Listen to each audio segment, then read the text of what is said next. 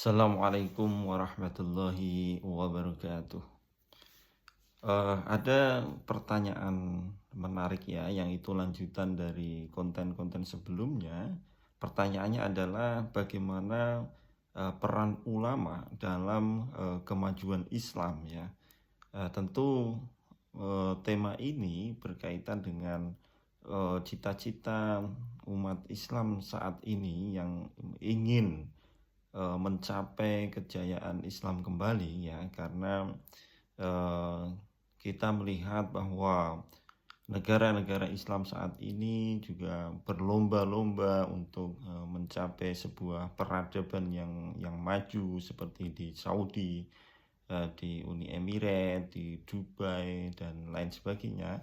Tetapi di sisi yang lain mereka justru satu sama lain ini tidak bisa bersatu gitu ya, tidak bisa punya satu misi untuk mencapai bagaimana agar perdamaian atau peradaban itu bisa sama-sama dimiliki oleh umat Islam begitu ya.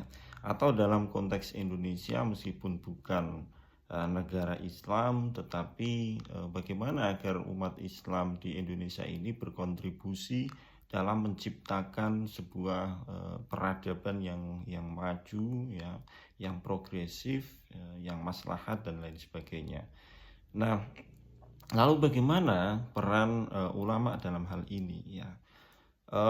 Dalam sepanjang sejarah peradaban Islam, kalau kita baca kembali ya, peran ulama ini sangat signifikan ya. Di antaranya misalnya mereka memiliki pemikiran-pemikiran yang mendorong atau yang berpihak dalam kemajuan ya. Misalnya mereka punya pemikiran seputar bagaimana pentingnya hak kemanusiaan, hukukul insaniyah gitu ya.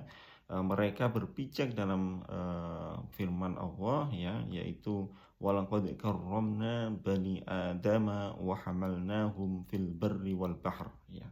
Yang artinya itu sungguh aku telah muliakan Bani Adam ya, di daratan maupun di lautan.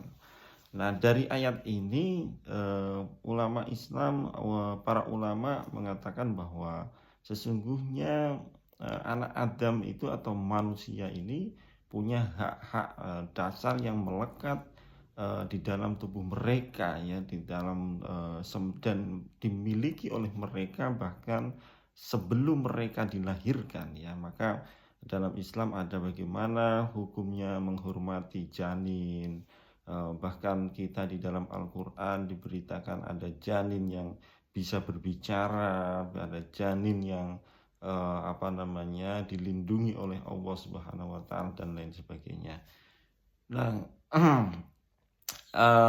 pemikiran ini menyusul karena dalam konteks masa lalu ya, bahwa manusia ini dikotak-kotakan, manusia dipeta-petakan mana mereka yang terhormat atau suku-suku ya. Kalau misalnya di Nusantara ada Brahma, ada Waisa, ada Ksatria dan lain sebagainya. Kalau dulu di Arab pra-Islam begitu ya, ada suku-suku, ini suku yang mulia, ini suku yang tengah, kemudian ada suku rendahan dan lain sebagainya. Di Barat kita masih mendengar bahwa bahkan sampai di awal abad 20 atau abad 19 akhir masih ada perbudakan antara, misalnya kalau di Amerika kulit hitam menjadi budaknya kulit merah, bangsa kulit merah dan lain sebagainya. Nah, Islam memandang itu harusnya tidak ada ya. Karena ketika Al-Quran turun, yang ditekankan paling utama itu adalah keadilan. Yang kedua adalah kesetaraan ya. Kesetaraan di sini yang disampaikan oleh para ulama untuk mencapai sebuah peradaban yang baik adalah kesetaraan ekonomi, kesetaraan hak, peluang untuk hidup yang layak, kesetaraan untuk bahkan kesetaraan untuk kepemimpinan ya, yang ini tidak ada di negara-negara Islam. Karena kepemimpinan di negara-negara mereka ini adalah menganut negara kerajaan ya, yang harus dipimpin oleh anaknya kemudian cucunya. Nah, di Islam sebenarnya itu tidak dianjurkan seperti itu dan tidak diperintahkan seperti itu, karena dalam konteks kepemimpinan, kemakmuran, ya kesetaraan, semuanya disampaikan bahwa prinsipnya Al-Qur'an adalah kaila yakuna dulatan bainal aghniya'i minkum, agar ini tidak hanya berputar di lingkungan orang-orang kaya di antara kamu. Ya mungkin ini ayatnya adalah berbicara seputar harta harta ghanimah saat itu atau harta rampasan perang saat itu. Akan tetapi ayat ini secara umum juga berbicara tentang pemerataan dalam segala hal ya, termasuk pemerataan kelayakan hidup, kesempatan berkarir ya, pemerataan di dalam keadilan, pemerataan dalam hak untuk memimpin, hak bersuara dan lain sebagainya.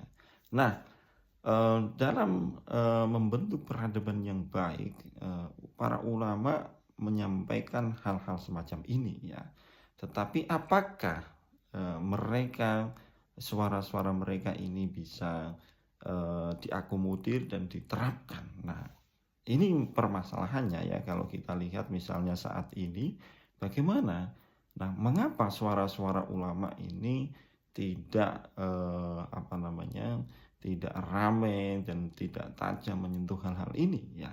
Jawabannya mungkin secara sederhana kita bisa katakan bahwa karena suara mereka sudah di underdog, atau mereka dalam bahasa lembutnya adalah dirangkul oleh kekuasaan ya. Oke, terima kasih, nanti kita akan lanjutkan dengan video berikutnya. Assalamualaikum warahmatullahi wabarakatuh.